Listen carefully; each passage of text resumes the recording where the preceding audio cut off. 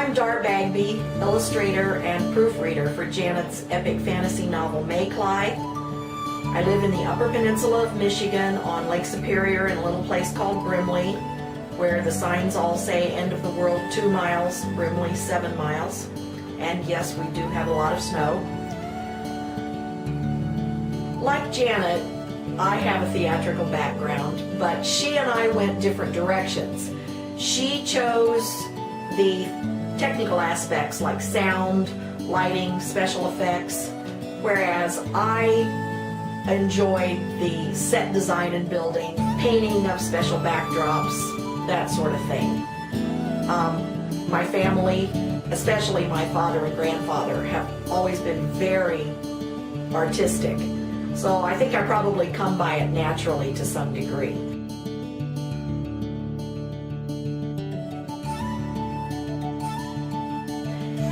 It took me a while to realize that Janet's goal was to create a Candyland fantasy as opposed to an encyclopedic documentary. Hence, Shakespeare collided with Dr. Seuss, but it worked. I think probably the illustration that best represents my abilities is the Chuckin' Cottage. Reason being is that I had such fun drawing the Chuckins because they're a compilation of such ethnicity.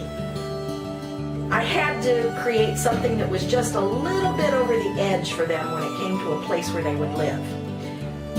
They exist in a very green environment, so I incorporated those particular things in that drawing. I used the bark, the tree bark on the roof, and the moss, and the stair steps to the extra little guest house that are made out of the tree trunks that have been flattened, and so on and so forth. So I think that one probably represents my creativity when it comes to this particular story. As far as taking what Janet wanted in the story, the map is the thing that is absolutely over the top. She not only gave me guidelines to go on that one by saying, okay, these mountains need to be here, and these mountains need to be there, and these lakes, and so on and so forth. And it was so fun because when I would draw things, then she would come up with these incredible names for places, towns, areas, valleys, mountains, and so on. And I think when we finished that one, that was probably the absolute epitome of what the two of us are capable of doing together.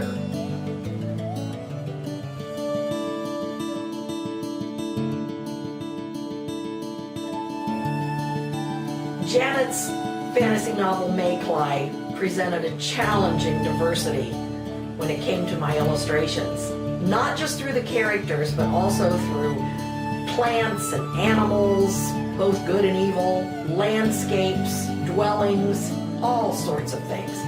She would give me the concept of the illustration that she needed, and then she would leave me alone in order to use my creativity to fill in all the details.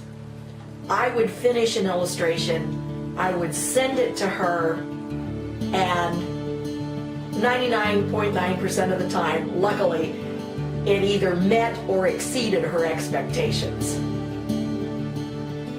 Janet and I polled several people for their opinions regarding visual versus written descriptions.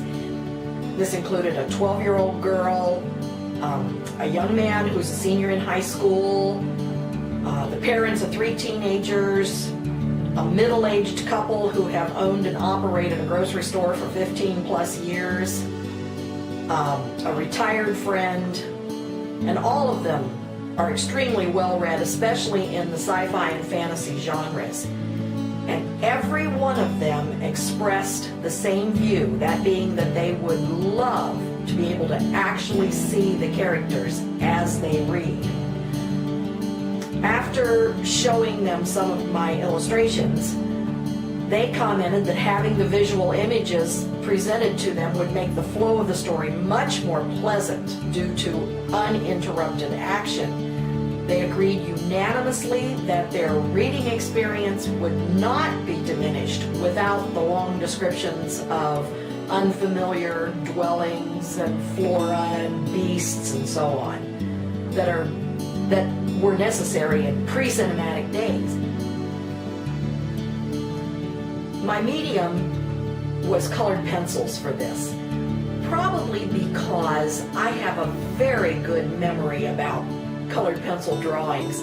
When I was in elementary school, my art teacher gave each of us a manila envelope and said, okay, put your last initial on the envelope and draw something that starts with that letter. Well, at that point in time, my last name started with a Y, so I drew my big Y on there, and then I drew a yellow jacket. And I used colored pencils to do it, and it turned out so neat. I'll never forget that. And I think part of it was psychological. I wanted this to be just as neat as that.